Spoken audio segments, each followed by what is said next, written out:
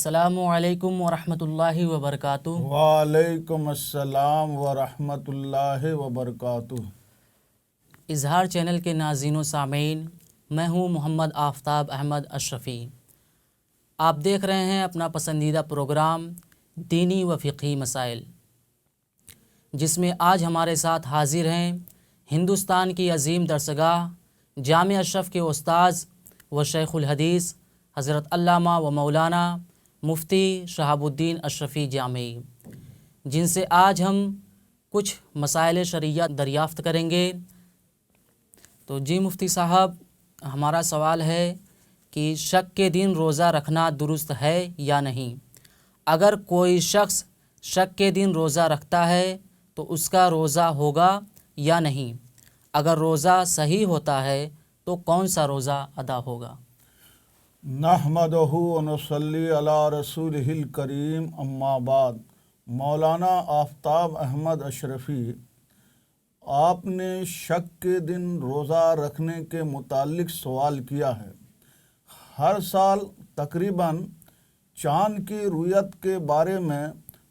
عوام میں ایک ہنگامی کیفیت طاری ہو جاتی ہے۔ شہر کے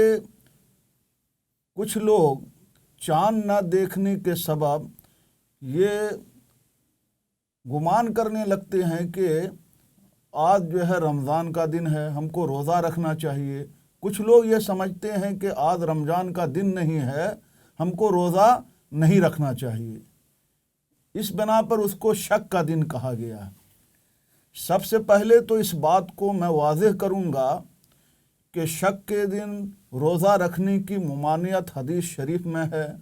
وہ حدیث کون سی ہے اور شک کا دن کس کو کہا جاتا ہے؟ کون سا دن شک کا دن کہلائے گا؟ کیا ہر 29 شعبان کے بعد آنے والا دن جو ہے یوم الشک ہوگا جس میں چاند دکھائی نہیں دیا ہے، یا ہر جو ہے 29 شعبان کے بعد آنے والا دن یوم الشک نہیں کہلائے گا جس میں چاند نہیں دیکھا گیا ہے؟ یوم الشک کو بھی واضح کرنا ضروری ہے۔ اور اگر کسی نے شک کے دن روزہ رکھ لیا تو روزہ رکھنا درست ہے یا نہیں؟ اگر روزہ رکھنا درست نہیں ہے پھر بھی روزہ رکھ لیا، اس کا روزہ ادا ہوگا یا نہیں؟ سب سے پہلے تو اس حدیث کو بیان کر دینا ضروری ہے جس حدیث شریف میں شک کے دن روزہ رکھنے کی ممانعت آئی ہے۔ بخاری شریف میں حضرت عمار بن یاسر رضی اللہ تعالی عنہ سے مروی ہے، اللہ کے رسول صلی اللہ علیہ وسلم نے ارشاد فرمایا، من صام یوم الشک فقد عصا ابا القاسم صلی اللہ علیہ وسلم، یعنی جس نے شک کے دن روزہ رکھا اس نے ابو القاسم صلی اللہ علیہ وسلم کی نافرمانی کی۔ ابو القاسم اللہ کے رسول صلی اللہ علیہ وسلم کی کنیت ہے، یعنی حدیث کا معنی یہ ہے کہ جس نے شک کے دن روزہ رکھا اس نے محمد عربی صلی اللہ علیہ وسلم کی نافرمانی کی۔ بخاری شریف کے علاوہ ہم احادیث کی تقریباً تمام کتابوں میں یہ حدیث موجود ہے۔ صحاح ستہ اور اس کے علاوہ دیگر حدیث کی کتابوں میں یہ حدیث موجود ہے۔ شک کے دن روزہ رکھنے کی ممانعت اس بنا پر ہے کہ اللہ کے رسول صلی اللہ تعالی علیہ وسلم نے رمضان کا روزہ رکھنے کو چاند کی رویت یعنی چاند کے دیکھنے پر معلق کر دیا ہے، اور آپ نے ارشاد فرمایا ہے، لا تصوموا حتی تروا الہلال ولا تفطروا حتی تروہ فإن غم علیکم فاقدروا لہ، یعنی روزہ مت رکھو یہاں تک کہ چاند دیکھ لو، اور روزہ مت توڑو یہاں تک کہ چاند دیکھ لو۔ اگر تمہارے اور چاند کے درمیان بادل حائل ہو جائے تو مہینہ کی تعداد 30 دن کو مکمل کرو۔ حضرت ابو ہریرہ رضی اللہ تعالیٰ عنہ کی روایت میں حدیث شریف کے الفاظ اس طرح ہیں کہ صوموا لرؤیتہ وافطروا لرؤیتہ فإن غم علیکم فاکملوا عدۃ شعبان 30، یعنی تم لوگ چاند دیکھ کر روزہ رکھو اور چاند دیکھ کر کے روزہ توڑو۔ اگر چاند تم سے پوشیدہ رہے، یعنی تمہارے اور چاند کے درمیان بادل وغیرہ کوئی چیز حائل ہو جائے، چاند دکھائی نہ دے، تو شعبان کے 30 دن کو پورا کرو۔ جب اللہ کے رسول صلی اللہ علیہ وسلم نے روزہ رکھنے کو چاند دیکھنے پر معلق کر دیا ہے اور چاند دکھائی نہ دینے کی صورت میں مہینہ کی تعداد 30 دن مکمل کرنے کا حکم دیا ہے، یعنی چاند دکھائی نہ دینے کی صورت میں شعبان کی تعداد 30 دن مکمل کرنے کا حکم دیا ہے، تو 30ویں شب یعنی 29 کا دن گزار کر کے 30ویں شب چاند کی رؤیت ثابت نہ ہونے کی صورت میں آنے والا دن رمضان کا دن نہیں ہوگا۔ اس لیے کہ رسول صلی اللہ علیہ وسلم نے شعبان کی تعداد 30 دن پورے کرنے کا حکم دیا ہے، لہٰذا اگر 29 تاریخ کا دن گزار کر کے 30ویں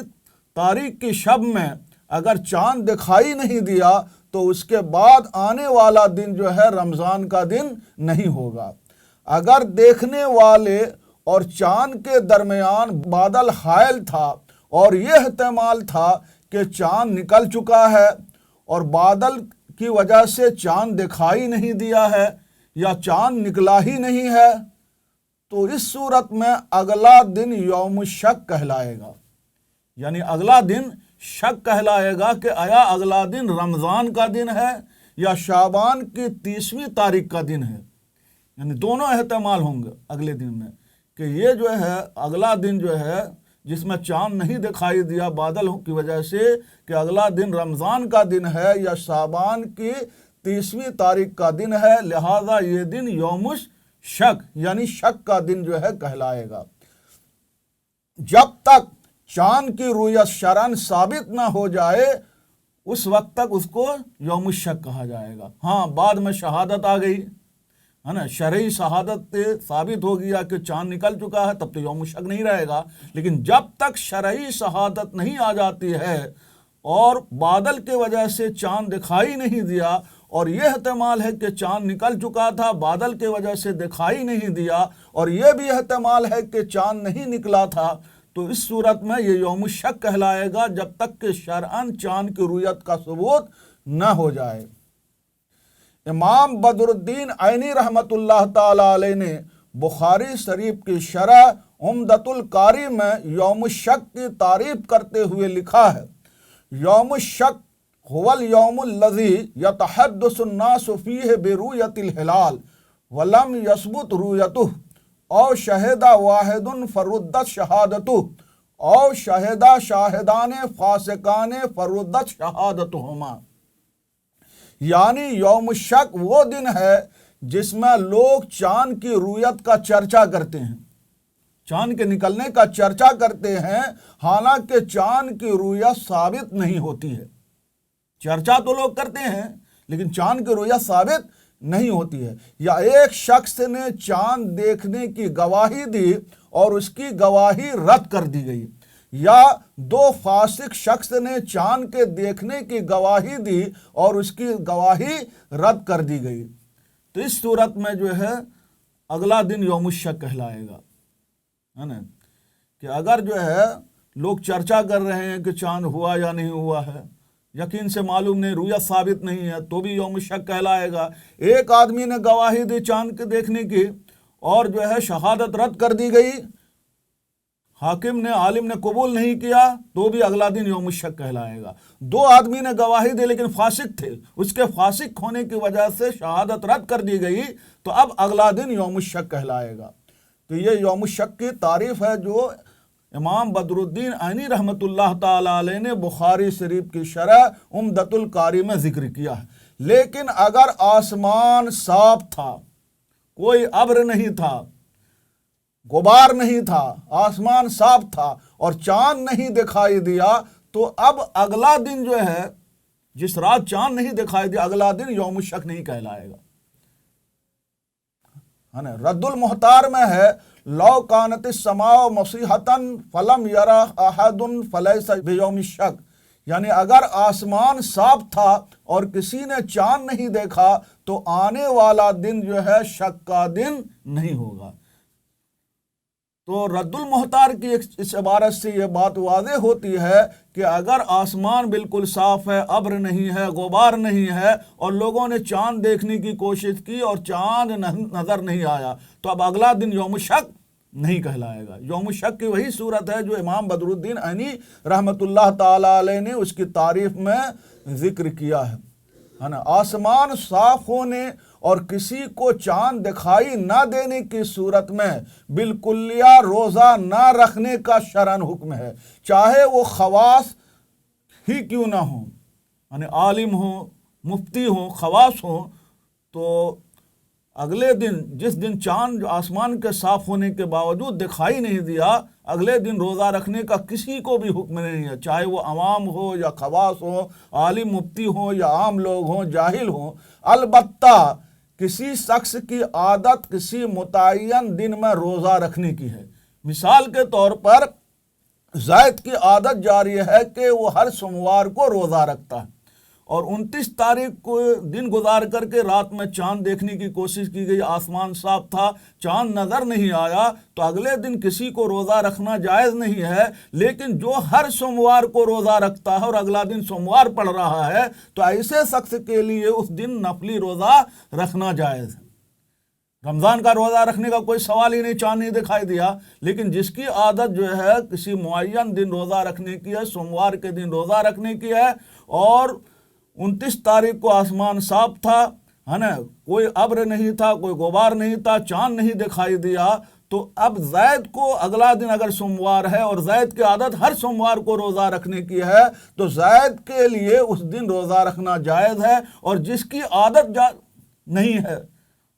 اس دن روزہ رکھنے کی اور وہ روزہ رکھنا چاہتا ہے، تو شرعاً روزہ رکھنے کی اجازت نہیں ہے، چاہے وہ خواص میں سے ہو یا عوام میں سے ہوں۔